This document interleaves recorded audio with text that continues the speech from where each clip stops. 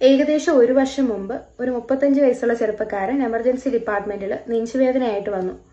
പുള്ളിക്കാരന് ഇടത് സൈഡിലായിട്ടാണ് വേദനയുള്ളത്. പക്ഷെ വൈറ്റൽസ് ഒന്നും പ്രത്യേകിച്ച് ബുദ്ധിമുട്ടൊന്നുമില്ല. ECG എടുത്തു. ECG നോർമൽ ആണ്. പിന്നെ നമ്മൾ ട്രോപ്പൈ എന്ന് പറയുന്ന ടെസ്റ്റ് വിട്ടു. ട്രോപ്പൈ ടെസ്റ്റ് എന്ന് പറയുന്നത് ഹൃദയ സംബന്ധമായ ബുദ്ധിമുട്ടുള്ള ആൾക്കാർക്ക് ചെയ്യുന്നതാണ്. ബുദ്ധിമുട്ട് തുടങ്ങി ഏകദേശം ഒരു 4 മണിക്കൂറൊക്കെ കഴിയുമ്പോഴത്തേക്കേ നമ്മുടെ ബോഡിയിൽ അത് പോസിറ്റീവ് ആവത്തുള്ളൂ. അപ്പൊ ഇന്നലെ തുടങ്ങിയ ബുദ്ധിമുട്ടായതുകൊണ്ട് തന്നെ ഞാൻ ഇന്ന് ട്രോപ്പൈ ചെയ്തു. ട്രോപ്പൈ നെഗറ്റീവ് ആണ്. പക്ഷെ പുള്ളിക്കാരൻ ബുദ്ധിമുട്ട് മാറിയെന്ന് പറയുന്നുണ്ട്. പക്ഷെ എനിക്ക് അത്ര അങ്ങോട്ട് കംഫർട്ട് അല്ലാത്തത് കൊണ്ട് ഞാൻ പറഞ്ഞു ഒരു എക്കോ ഒക്കെ ചെയ്യുന്നതാണ് നല്ലത്, കാർഡിയോളജി ഉള്ള ഒരു സെന്ററിലേക്ക് നിങ്ങൾ പോകണം എന്നൊക്കെ ഞാൻ അഡ്വൈസ് ചെയ്തു. പക്ഷെ പുള്ളിക്കാരൻ ഇതിനൊന്നും വില്ലിങ് അല്ല. പുള്ളി പറയുന്നത് ഗ്യാസ് ആണെന്നുള്ള ഒരൊറ്റ കാര്യത്തിൽ ഉറച്ചു നിൽക്കുകയാണ്. ലാസ്റ്റ് അവരുടെ സ്വന്തം ഇഷ്ടപ്രകാരം അവർ പോയി. കുറച്ച് കഴിഞ്ഞ് ഒരു 1-2 മണിക്കൂർ കഴിയുമ്പോഴാണ് അറിയുന്നത് പുള്ളിക്കാരന് പെട്ടെന്ന് നെഞ്ചുവേദന വരികയും ബാത്റൂമിൽ വെച്ച് കുഴഞ്ഞു വീഴുകയും പുള്ളിക്കാരൻ മരിക്കുകയും ചെയ്തു.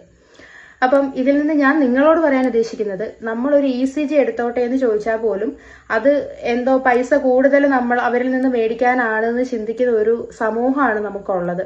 ശരിക്കും ഈ നെഞ്ചുവേദന എന്ന് പറയുന്നത് കറക്റ്റ് ഹൃദയത്തിന്റെ സ്ഥലത്ത് തന്നെ വരണം എന്നൊന്നുമില്ല. ചിലപ്പോൾ ഇടത് സൈഡിലെ വേദനയായിട്ട് വരും, ചിലപ്പോൾ സെന്ററിൽ ഒരു പ്രിക്കിംഗ് പെയിൻ പോലെ കുത്തി കുത്തി വേദനിക്കുന്ന പോലെ ആയിരിക്കും തോന്നാം. ചിലർക്ക് കൈ കഴിച്ചിൽ മാത്രമേ ഉണ്ടാവുള്ളൂ, കയ്യിലേക്ക് ചിലർക്ക് വേദന പോകുന്ന പോലെ തോന്നാം.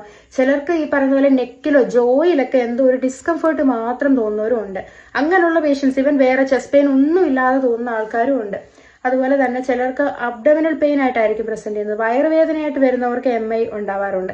ചിലർക്ക് ഹൈ ഡയബറ്റിക്, ഷുഗർ കൂടിയിട്ട് ഷുഗറിന് സംബന്ധമായിട്ട് ഡയബറ്റിക് കീറ്റോസിഡോസിസ് ഒക്കെ ആയിട്ട് ഹോസ്പിറ്റലിൽ വരുന്ന പല പേഷ്യൻസിനും നമ്മൾ ECG എടുത്ത് നോക്കണം, അപ്പോഴേ അറിയത്തുള്ളൂ. കാരണം ഡയബറ്റിക് പേഷ്യന്റിന് ചെസ്റ്റ് പെയിൻ വന്നാൽ അറിയാൻ പറ്റത്തില്ല, അവർക്ക് വേദന അറിയത്തില്ല. അതുകൊണ്ട് തന്നെ അവർക്ക് ECG എടുത്താലേ അറിയാൻ പറ്റത്തുള്ളൂ എന്തെങ്കിലും ചേഞ്ചസ് ഉണ്ടോ ഇല്ലയോ എന്നുള്ളത്. അതുകൊണ്ട് ഒരു ECGക്ക് 100-150 രൂപ ആവുള്ളൂ. നിങ്ങളൊരു ECG എടുക്കാനേ ഞാൻ പറയുള്ളൂ. ചില വ്യക്തികളോട് നമ്മൾ എന്തെങ്കിലും ഒരു ഇൻവെസ്റ്റിഗേഷൻ പറയുന്ന സമയത്ത് അവർ ആദ്യം പറയുന്ന കാര്യം അവർക്ക് ആ കുഴപ്പമൊന്നും ഇല്ല എന്നാണ്.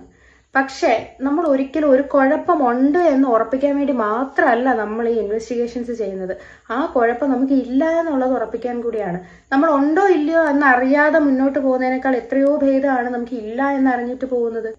ഒരു ECG എടുത്ത് നോക്കുക എന്നുള്ളത്. അതിൽ ECG ചേഞ്ചസ് ഇല്ല, പക്ഷേ പല പേഷ്യൻസിന് ഈ പറഞ്ഞ പോലെ ECGയും ഡ്രോപ്പും ഒക്കെ നെഗറ്റീവ് ആണെങ്കിലും പുള്ളിക്കാരന് അല്ലെങ്കിൽ ഏത് വ്യക്തിക്കായാലും ശരി സിംറ്റംസ് ഉണ്ടെന്നുണ്ടെങ്കിൽ നിങ്ങൾ ഇവാലുവേറ്റ് ചെയ്യണം.